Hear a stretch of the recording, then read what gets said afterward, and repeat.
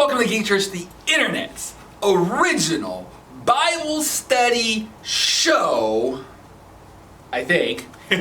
I'm your host, Jared Elrod, and today is episode 46. Let's jump into it. Okay, so I literally just while recording the intro realized I'm recording in the wrong set. I should be at the table. But I'm already recording, so let's just roll with it. We did the last Thursday episode of Lightyear on this set just because I needed the couch with Chris. This is part 2 of Lightyear, so I guess we'll just keep it. It was on purpose. I did that on purpose because it's continuity for the part 1, part 2. Totally. All right. So last week, part 1 of Lightyear was what we call here a quick take. It's where I go to see a movie and I do a shorter kind of review of it just to get it out there, and then I come back later and do a more in-depth kind of review. So I haven't done part 2 of Thor yet. I will at some point, probably when it comes on to streaming and I rewatch it, I can take some notes and really jump into that. I just realized, I gotta open drink. I don't know if you can hear that. No Monster, because I'm recording this back to back with Tuesday's episode, and I don't want to just crack another Monster and keep drinking, though I have done that before. Okay, hopefully it doesn't turn my lips red while we're recording. All right, so I'm going to say right up front, a lot of you are going to not like me after this episode. You're not going to like what I have to say. But these are my opinions, and so we're going to get into this, and then there is going to be scripture and whatnot here in a minute. This whole first page of notes, though, is essentially my rant, and I'm going to be talking. And you're probably thinking, like, yeah, go get them, Jared. Like, go get them liberals and go get the gay scene in the movie. That's actually, no, you're actually the one I'm saying is going to probably be upset with me.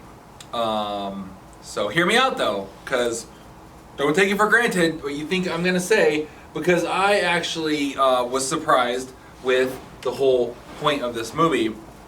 So we'll get into that in a minute, and we touched on it. Actually, I won't get into it because we touched on it, the whole emasculating of Buzz Lightyear. So let's just go off this. Okay, I was not going to see this movie in the theater. I never would have. I saw the original Toy Story in the movie theater, but I was also like 11, and my aunt took me.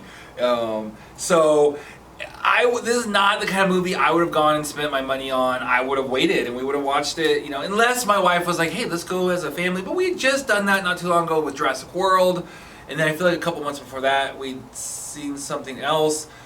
And then we have that new Super Pets movie coming out. I'm going to be taking my youngest son too, because he just wants to do something with just me and him, which is super sweet, super cute. So I'm going to be doing that. So it's just not something I would have done just because it's expensive to take 5 people to the movies. In fact, that's one of the comments I made with Chris. It's like, oh wow, this is way cheaper without the entire family. Because I think it was I got my movie tickets and all my snacks, and it was like $26, and I was like, this is much more doable. It's just, it's crazy, because it's a lot more with the family. I'm gonna tell you that. It's close to $100, and if you go to dinner afterwards, it's another $100. So you're talking 150. I know the math doesn't add up there, but it's 85 and whatever. Anyways, let's jump into it.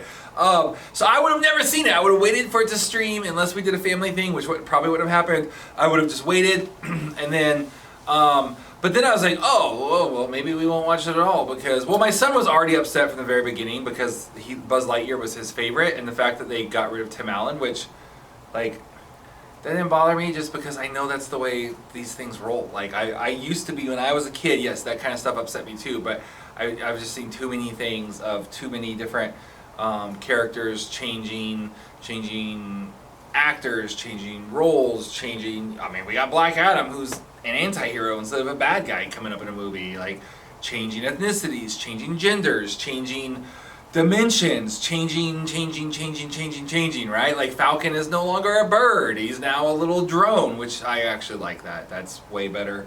It always made Falcon, the character Falcon, lame. It's not Falcon, whatever the name of, because he had a little bird that flew around him. I always hated that, and so I think the drone is actually much better. Plus then it can, plot-wise, get destroyed, and he can lose that tactical advantage. without it like killing his bird. It's just a drone. So anyways, change, I'm used to it, so I was like, whatever. That didn't bother me. And then everyone's talking about like the gay scene. Like I was expecting, oh my gosh, I don't know what I was expecting. Based off of what everyone was saying and all the boycotting, I was just expecting like just the worst, most inappropriate, like homosexual love scenes that you've ever seen in a movie before, but it's in a kid's movie. And I was really surprised that because like my bar was like way up here of like, this is gonna be like the most whatever ever. When I actually saw it, I was like, wait, was that it? Was that it? Like, because yeah, I saw the little like oh, lesbian couple like montage of their life / love scene and all, like not like their kids and everything, but like we just watched the whole Thor movie. Like I just saw a whole Thor movie where I feel like there were stronger overtones in that, even though it didn't like, even though Lightyear literally showed a gay couple, it was so subtle. So like, I don't know, maybe that was the point. It wasn't that subtle because it showed it, but I guess what I'm saying is like, oh, that's what it was. It wasn't like sexual. Like Thor, I'm like, no one's boycotting Thor, but the entire thing is incredibly, the whole like homosexual agenda is very sexualized. Like Valkyrie likes this and that, and then like it's all very much there under the surface, and then they both like Thor when he's stripped and all this stuff. Like I'm like, I feel like there was so much more like, why aren't we boycotting Thor then? And then like it just, I was confused. And then we had like the whole two men making rock babies, and I was like, I was expecting more. I was like, I feel like I've seen Disney / Pixar movies that have had this exact same thing or more. And I was trying to rack my brain. So, okay, I will say, not to try to justify it or say anything, I just was expecting it to be like more shocking, more whatever. And I know the point is the fact that it is so normal. I think that might be the issue, and that it's in a kid's movie. You could argue that Thor isn't, you know, because of all the other stuff, including Thor being naked in it. Like, there's not, if you're not taking your young kids to it as much. I don't know, like, to me, I just, like, I don't expect, it makes me think of, okay, here, let me sum up people's reaction. I feel like this is the story of the frog and Scorpion, right? Where the Scorpion needs to cross the lake, and he asks the frog if he can ride on his back, and the frog is like, no, you're a scorpion, you'll sting me. He's like, well, no, why would I do that? Because then you would die, and then I would also drown in the middle of the lake. And he's like, oh, okay, well, that makes sense. Hop on my back. They get halfway across the lake. The scorpion stings the frog. The frog starts to be paralyzed with the poison, starts to sink, and his dying breath says, why did you do that? Now we're both gonna die. And the scorpion says, I'm a scorpion. Stinging is what I do. Like, it's in my nature. So, like, to me, I'm like, it's Disney. Like, this is what they do. It's in their nature.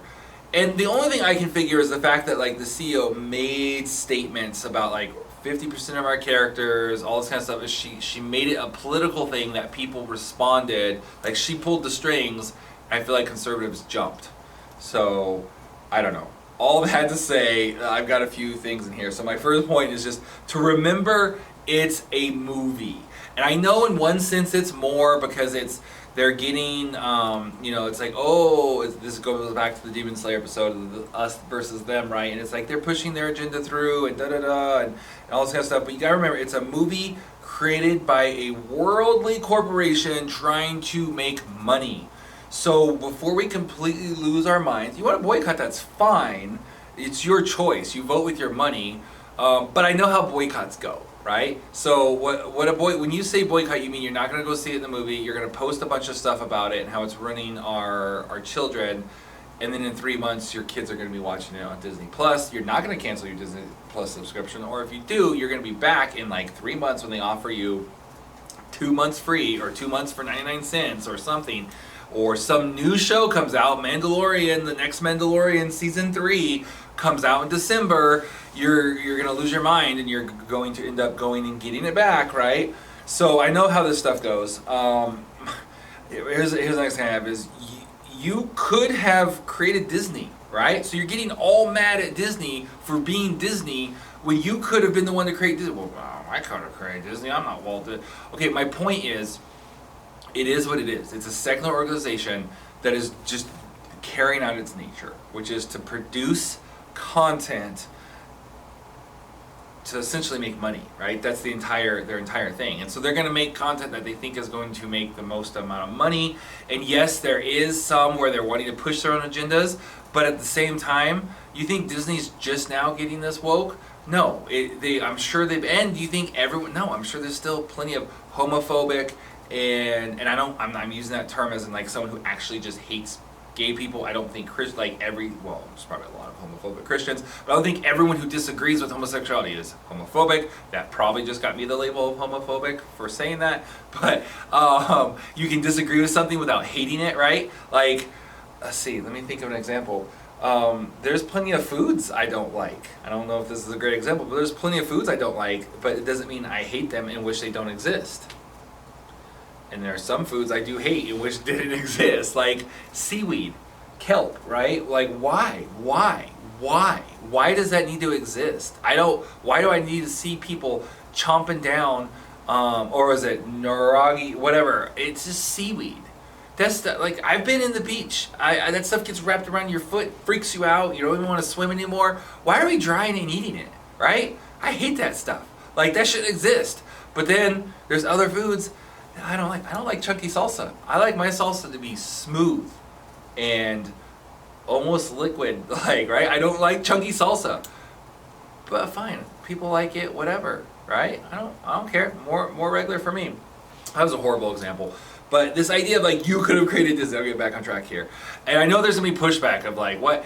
But like, you could. Like, in fact, I'll give the example of the Daily Wire, and agree with their politics or not. Like, they were upset with like the news and everything, CNN and all these things going on, and they created their own network. It's called the Daily Wire. It's like Ben Shapiro, Brett Cooper, like all these different shows, right? There's a lot more than that, but like those are the only two that I've ever seen. And so like they felt like we need to push back. We need to have the alternative. And they're also a movie studio. They're making movies. In fact, when the actress, I can't think of her name, but when she got in trouble and got kicked off Mandalorian for some of her beliefs, they were like, hey, come over here and make movies. They hired her as a director, and they just had a Western movie come out. It looks fantastic. I haven't seen the preview. I've just seen screenshots, and the quality of the screenshots looks like anything on Netflix, right? So my point is, like, rather than getting mad at them for being what they're supposed to be, like, why don't you go out and, if you feel that strongly, why don't you go out and do something and you provide an alternative? The Daily Wire doesn't exist without CNN. I'm just going to tell you that right now. Right? Secondly, you could have been the CEO, right? So if you're like, I can't create Disney, that was back in the day, and you can't do that. Okay, fine. You could have been the CEO, right? You could have been the CEO, and you... CEO instead, I don't even read my own handwriting. And steer Disney to family content, not a worldly agenda, right? And I have a note to read the article. I don't have the article pulled up. I did, but it's been a few weeks since so I don't have it pulled up. But it's basically the article of, in response to a law that Florida passed, the CEO of Disney basically said, I want 50% of our characters of our movies to feature a character of essentially the LGBTQ plus. That's as far as I can typically go. I know there's more letters. Community, underrepresented characters, right? Underrepresented and whatnot. So that was her. She's like, I come from I believe the article said like lesbian and pansexual background or parents or something like that. And so she wants to represent that.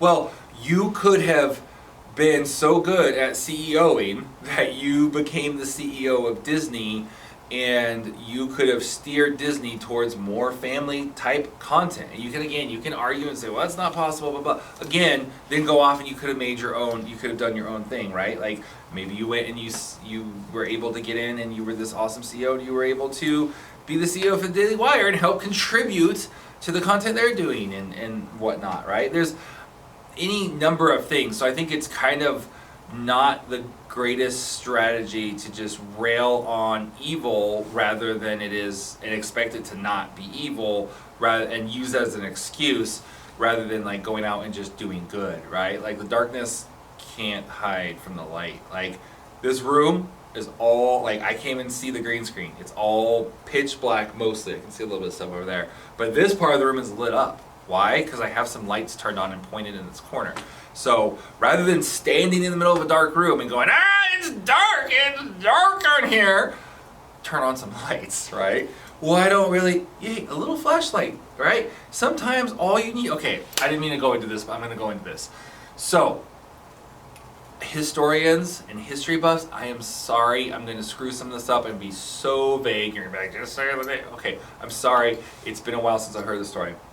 So, there is a political person, and he wanted to abolish slavery in America. And he kept trying to do different votes, different things, fought. Never happened in his lifetime. And he died. And there was still slavery in America. He failed. He failed at his life's mission. Oh, but did he?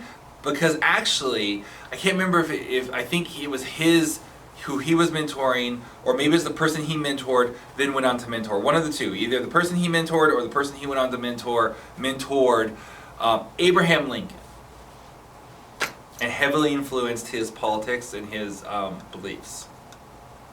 So you can't really say he failed. He literally played a huge part in ending slavery, even though he never saw it in his life. So it's like saying, like, oh, I only have a little flashlight. I can't really go out and shine a lot. But sometimes maybe that's all you. If that's all you have, it's like the parable of talents. If that's all you have, that's all you need. God's going to provide another way. Maybe it's that you're going to shine light on someone who then grows up to have a bigger light, and you influence where and how they're going to shine their light. Okay, what else do we have in here? So they're representing what they believe the public want. We kind of talked about this. They're just doing what they feel like the public is wanting, which ultimately is what is going to make them money, because they want to produce a product that people want. And then my last point here is wholesome family content that matches your political beliefs is not really what this country needs. I'm sorry, that may hurt your feelings, but that's not really what this country needs. Just like the country doesn't really need Disney or any, liberal media's liberal agenda content being pushed down our throats.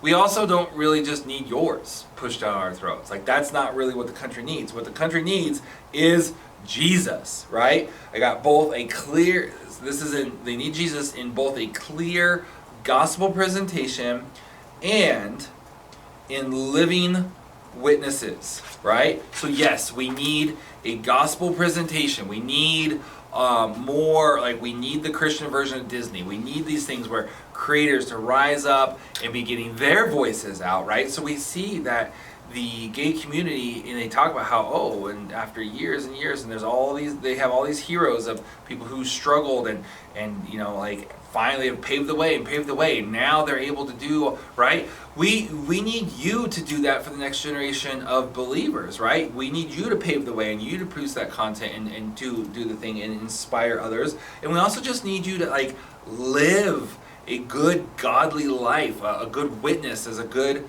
and godly life. All right. That was point 1. Let's move on to point 2. Okay, here's my next point. And I know that my first point was a little high level. It was a little bit Gary Vee, like, everything's your fault, go out and fix it type thing. You could have been, so I get it.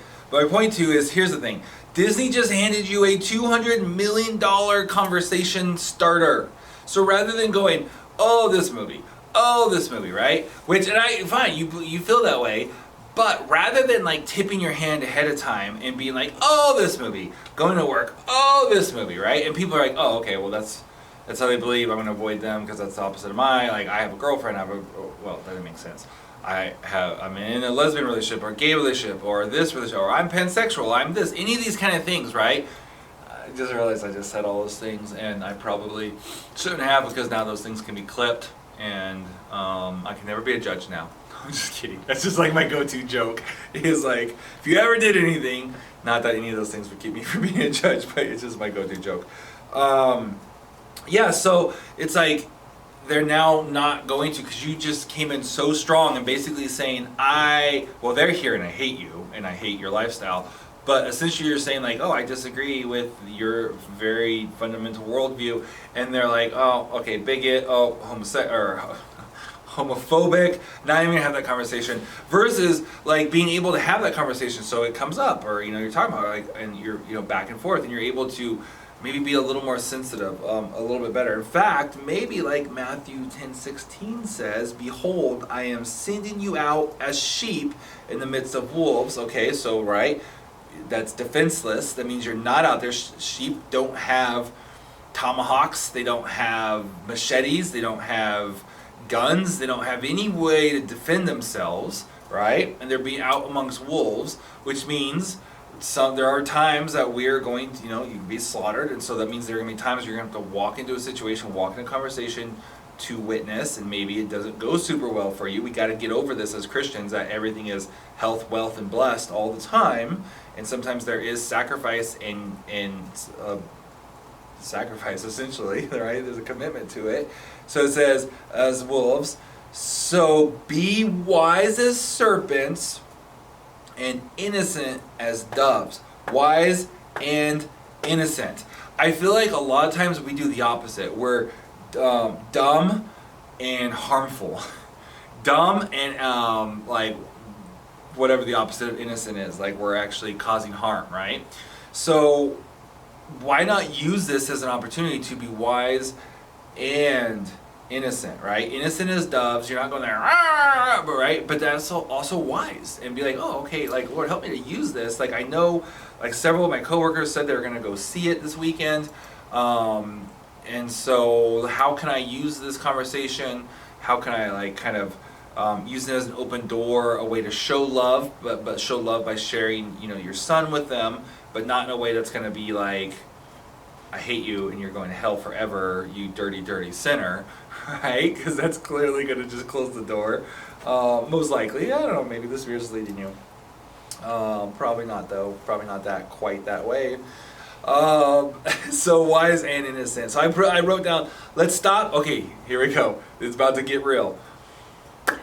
Whew. Okay, let's stop holding sinners to a standard most Christians have long ago abandoned, and hold ourselves to a standard of holiness, and go out and fulfill the Great Commission. A lot of times I feel like we legitimately are holding sinners to a higher Christian standard than we're even living as Christians, and we hold ourselves, our leaders, our ministers, to, right? And so it's okay for us to have all this hypocrisy and all this whatever, and we're not growing and we're not repenting, we're just living in our little pet sins and blah, blah, blah, blah. But then we get mad when the thing that we don't like, so in this case homosexuality or just a liberal agenda, like then we get mad. Like what do you expect? It goes back to the frog and the scorpion. Like what do you expect them to do? And then you're holding to the standard, like you don't even hold yourself to that standard. And that, of course, is why how we get the phrase hypocrite or hypocrisy.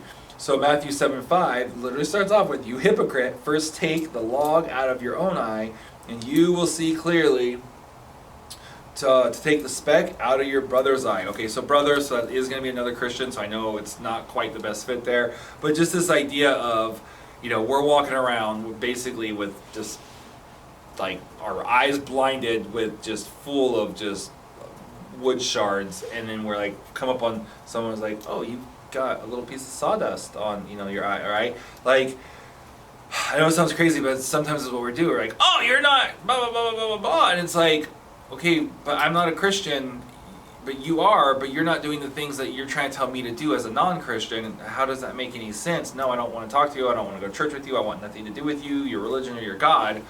And that's kind of what becomes the problem.